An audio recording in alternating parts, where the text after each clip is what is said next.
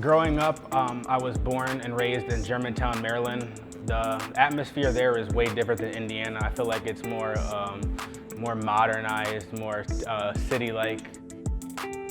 As a kid, it was always active. My grandma always had me playing out in the yard. I had like a sandbox and stuff like that, so I'd be out there for hours. And growing up, I'd be outside hanging around a lot of older kids. That's how I kind of got introduced to football. My relationship with my grandma was very good. She was basically my mother because my mother had me at a very young age, so she was the one who stepped up and was providing more of a mom figure to me. I'm a grandma's boy and always will be, so that is my favorite person. My relationship with my brother growing up was pretty good. He was much younger than me, and at that age, the age difference then, I'm a lot bigger than him, so most of the time we really didn't hang out. He was a little boy, so it was good, but I was really on my own. My grandfather was in the house with me, my grandma, and my brother as well. He actually worked for Nestle, so we always would have like 2 freezers full of ice cream in the garage. It was very hard because he died of cancer, and it was kind of unexpected. So, you know, she took it hardest because that was her soulmate. She's been with him for so long. It made me and my grandmother closer. We were already close, but definitely it was a better relationship, and we helped each other get through it.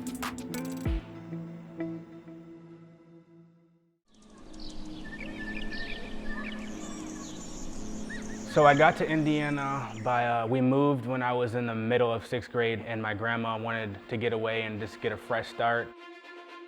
Transitioning into high school, my freshman year went well. I actually got moved to receiver, which I wasn't happy about because I've never played that position, so that transition was a little rough at first because I kind of talked to the coach and was like, I want to play running back, but he was like, we're going to move you to receiver. I think you could work out like that.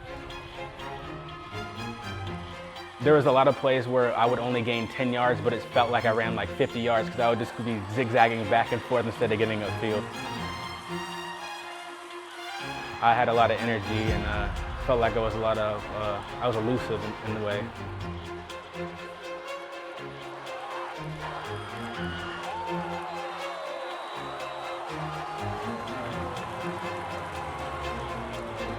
Throughout summer camp and the fall camp, I actually was named the starter as a sophomore, and I was one of like the only few starting sophomores on the football team with a lot of talent at Lake Central. So sophomore year, after the season, my grandmother passed away. That hit me really hard because, like I said, she was my mother figure, and it definitely took a toll on my mother because obviously she helped her throughout her entire life.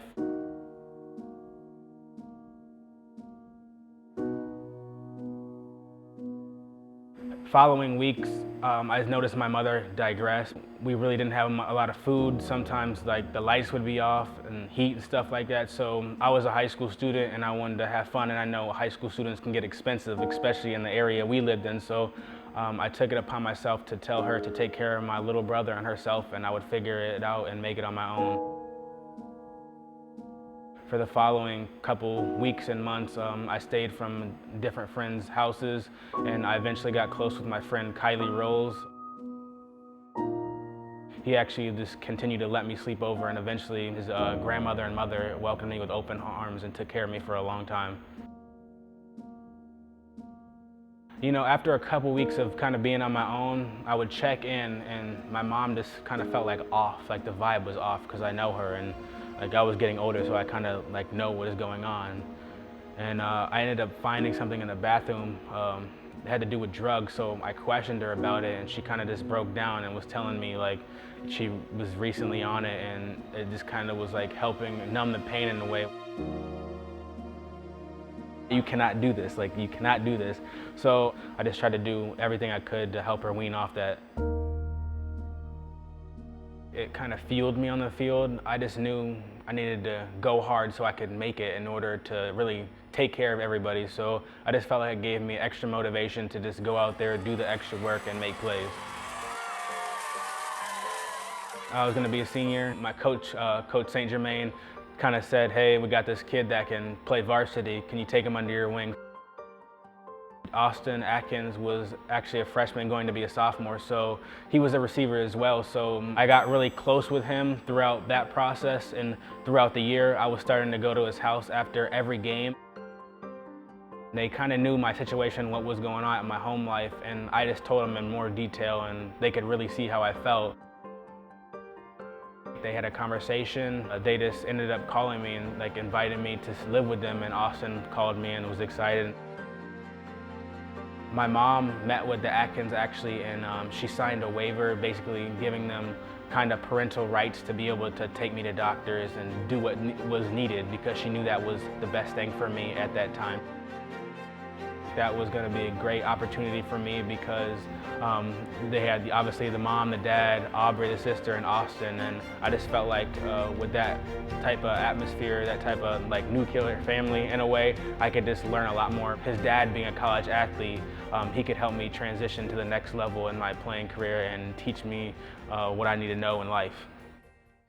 All right, I'm here with Antwan Davis after he caught 11 passes for 215 yards in today's game against Williams Jewell. Antwan, I don't know if you're aware, but that is a new Lincoln single game record. I ultimately decided to go to Lincoln because they offered me a full ride, and I could not turn that down because I know that the Atkins were going to support me financially, but I didn't want them to have that burden of helping pay for a majority of my college. Although we only won one game, I just felt like that was great to be able to play college football and be able to perform as well as I did, because I know it's Division II, but there's still ballers, there's still grown men playing college football, so it was great to see how I lined up against those people.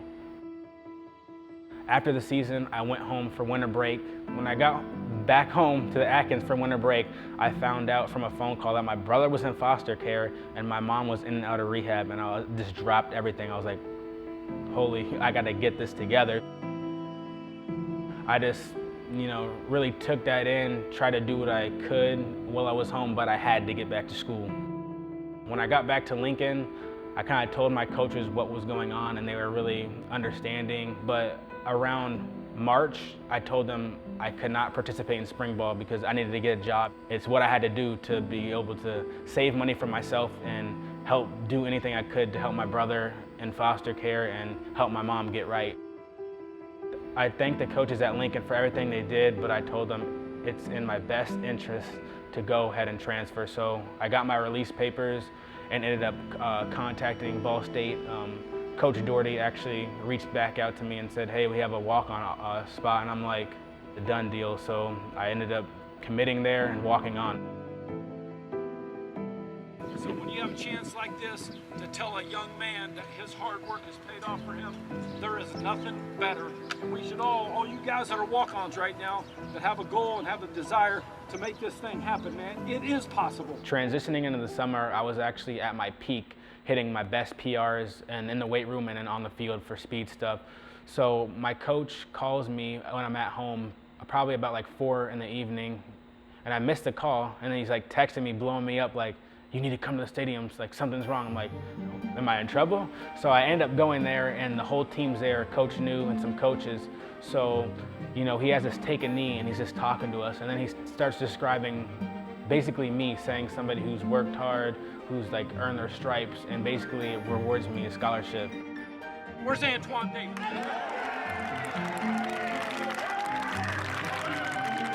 Another positive thing that happened right after I got my scholarship, my mom had actually been doing a program for about 6 months, and she was clean, she was doing good. She actually had a job where she could go back and forth, and she got a house and got my brother back, so that was a great positive to see that, after all the hardship, after all the dark places she's been to, she was able to get uplifted, finally motivate herself to really get clean and get off of it and be able to unite our family back.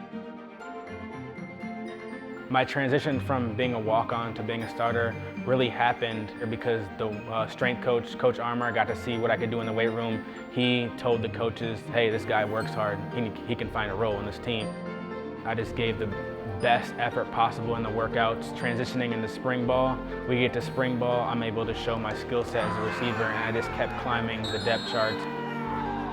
I kept that chip on my shoulder and just worked hard, and I ended up being named the starter for our first game versus Illinois. Getting the scholarship, being a starter, making plays. I just felt like I accomplished everything I wanted to at Ball State. What made me enter the draft was just multiple things. I had a checklist and it outweighed in more pros than cons, so I just felt like I was ready to transition into the NFL. I prayed on it, and that's what my best decision I felt was.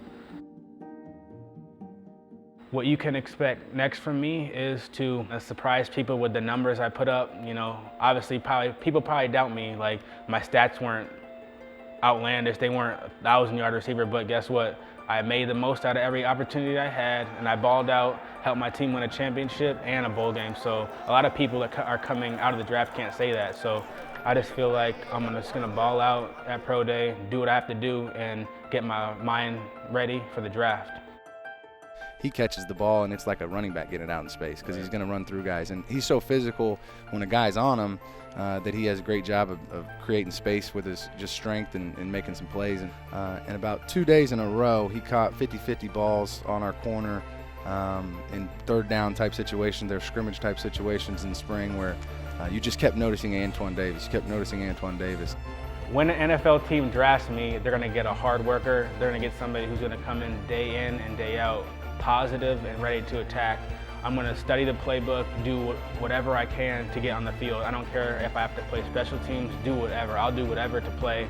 I'm not going to be selfish, and obviously when I get that opportunity to really shine on that field, I'm going to make it happen, and I guarantee I'll be one of the best hidden gems in any draft in NFL history.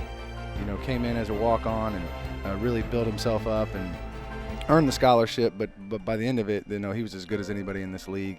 I've always loved football, and it's always been true to me, and that's kind of something that keeps me tied with my grandma, because she really got me into it. She was like my biggest fan as a little kid, so I've always been set, like, I'm obviously getting my education, but I'm going to make the NFL, I'm going to ball out.